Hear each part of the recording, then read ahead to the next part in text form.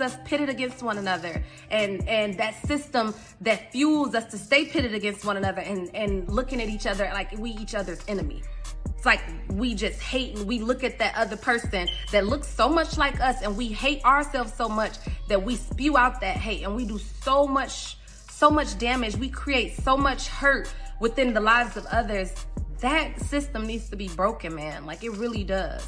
And I don't know what it's gonna take. I don't know how to do it. I don't have the answers.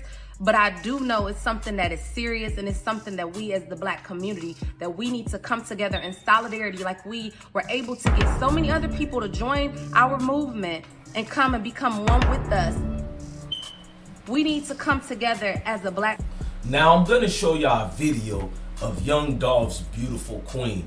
Dolph Beautiful Queen speaks on his existence and speaks on the things before he died. The video you're watching, it's moments before young Dolph died, and his wife does a beautiful statement, you feel me, about everybody. It ain't just for Dolph, it's for all of us, and how she feels about her husband before he died. Remember, keyword, before he died. So let's listen to the Beautiful Queen as she gives her synopsis on what's been going on out here in these streets.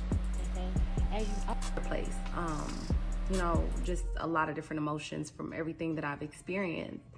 And like, I've been trying to make sense of so much, right? I've been trying to make sense of like just where we are in the times, like in terms of like everything just seeming so hateful, like from police brutality to like non-Black on white crimes. But then like I had to face a tragedy within my own like household, or not household, but my family dynamic, and we experienced Black on Black crime. And for me, that was like something else. It's like we getting all of this hate from all over, from all of these different areas, and then we give that same hate to our own people within our own community, right?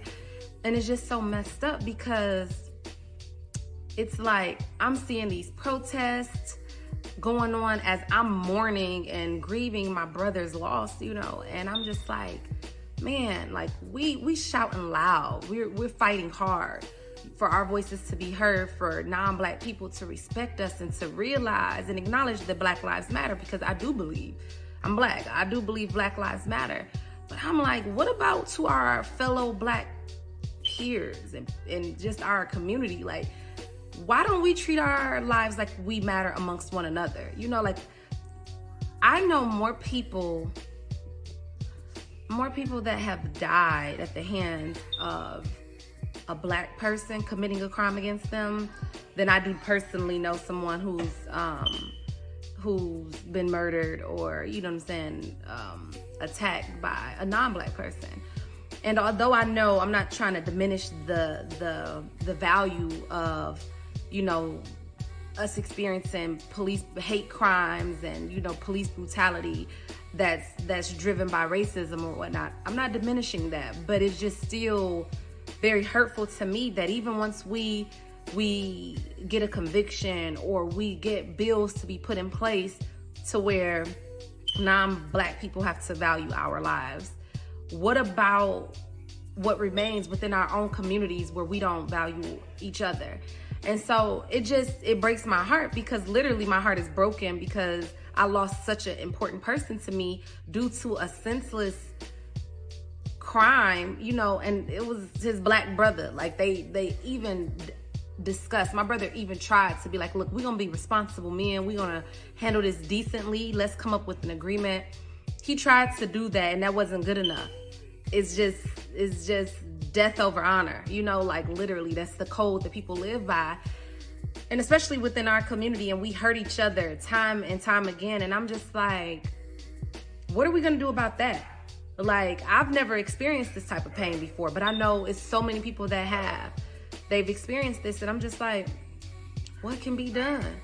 Literally, I was just watching, you know, a news clipping where someone pulled in front of a house and let off like 70 rounds, right? And I get that it's all type of backstories and reasonings behind, but really, like, man, it should not be no reason like for you to bring so much havoc, wreak so much havoc on someone else, you know what I'm saying? Take lives, like, without even thinking about everybody else that's associated and attached to these lives and what it will do for them, man. Like, it's so much of that, and it's like a vicious cycle. You know, you hurt my family, I'm hurt yours. I hurt your family, you gonna hurt mine. And it just keeps going. And it's like, what are we gonna do to combat that? What are we gonna do to end that? How can we protest against that? How can we shame the people within our community to like the utmost way of shaming someone? I don't know, like, what to do, you know, but putting our heads together, like, when are we gonna come and put our heads together to figure out what can be done? And that's where my head has been. And I've just been silent because it's like, I don't want to come off like, oh, my hurt is bigger than, you know, everybody else's hurt or anything like that. But it's just like, my hurt is real. I got to acknowledge it. And this is like, I really wonder, like, what are we going to do? Like, I'm literally stuck in this place where I'm realizing, like, we don't value our own lives. Like, I was robbed, like, about 2007, I was robbed at gunpoint in Detroit. And two black men, like, they robbed me at gunpoint, right? It was during the holidays. And it was like, they didn't look at me like I was their sister, like I could be, you know what I'm saying, they little cousin, like nothing. Yeah, like they literally could have taken my life.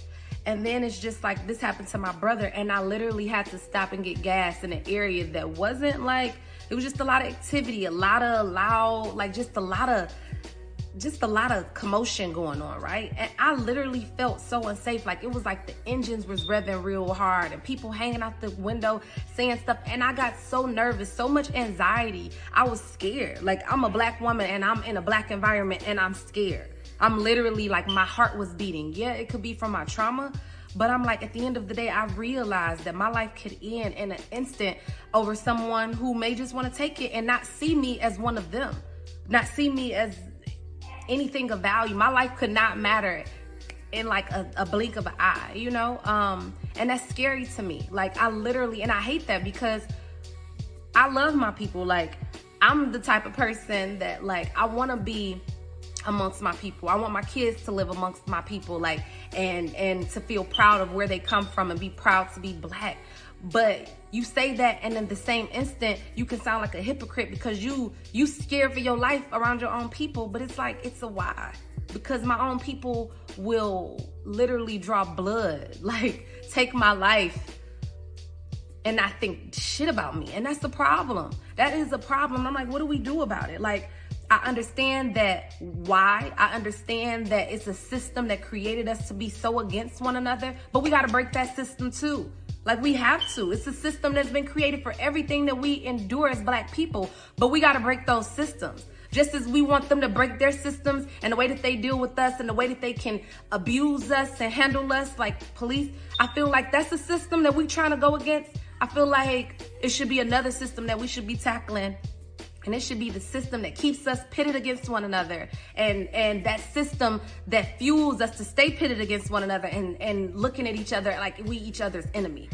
It's like we just hate, we look at that other person that looks so much like us and we hate ourselves so much that we spew out that hate and we do so much damage. We create so much hurt within the lives of others. That system needs to be broken, man. Like, it really does. And I don't know what it's gonna take. I don't know how to do it. I don't have the answers, but I do know it's something that is serious, and it's something that we as the black community, that we need to come together in solidarity, like we were able to get so many other people to join our movement and come and become one with us. We need to come together as a black community in solidarity, and we need to stress to one another and get our people on board to, like, our Black lives matter to one another. Like, our Black lives matter. You my sister, you my brother, you could be my grandma, you could be my mom, like, you could be so many people in my life that matter. Like, our lives matter. And that's just what I want our people to kind of consider and take into just think about, just simmer on. It don't have to be no dispute. We don't got to go back and forth. It's not meant to be controversial. As controversial as the topic is, I'm not bringing it to be controversial, to go in a debate of the whys and everything like that. I'm acknowledging that a problem still exists, and I'm saying that some way, somehow, we have to come together and figure out a solution, because I don't wish this type of hurt on my worst enemy, and I don't even have enemies. I can't even say that I have a genuine enemy, because I don't have that much hate in my heart to really give somebody that much power over me to say they're my enemy.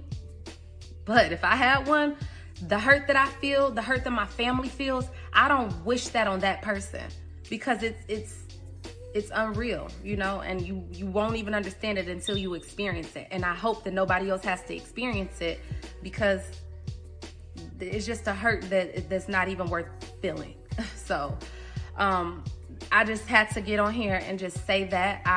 The last thing I wanted to say is that I have been notified that the guy who assaulted my brother, he is in police's custody. So I am super excited about that.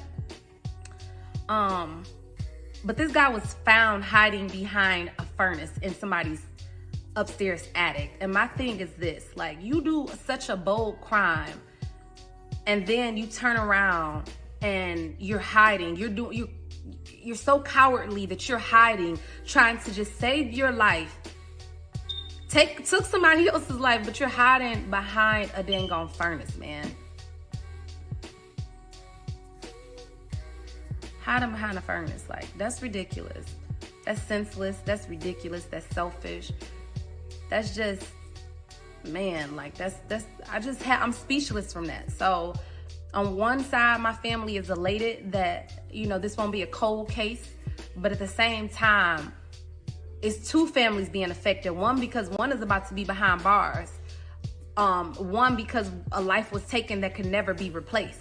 It's like we got a victory. Yeah, that person was picked up there in police custody, but on the flip side of that won't even bring back our brother, a husband, a son, a father. Like, that opportunity is not here anymore, and it's hurtful. And so I just had to get on here and just speak my piece, because I've been wanting to speak, but literally I couldn't even form my thoughts for so long because they were so overwhelming. So thank you for all of your prayers. Thank you for all of your support. Please continue to donate to Car King Jay's Memorial Fund, just to help the family, just to at least until everything settles, the dust settles, the finances are all sorted out, that they can have a peace of mind that, hey, you know, you are being supported. It's okay. You know, like, you don't have to just worry about just trying to keep the business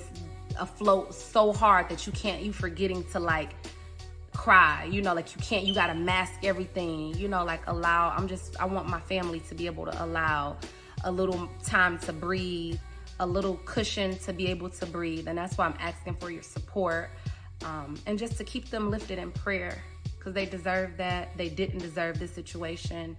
And I just pray, I'm praying for the healing of the world. I really am. That's my prayer, to heal this wicked, vicious, vile world. So, thanks. It's like we getting all of this hate from all over, from all of these different areas. And then we give that same hate to our own people within our own community, right? And it's just so messed up, because it's like I'm seeing these protests going on as I'm mourning and grieving my brother's loss, you know, and I'm just like, man, like, we shouting loud. We're fighting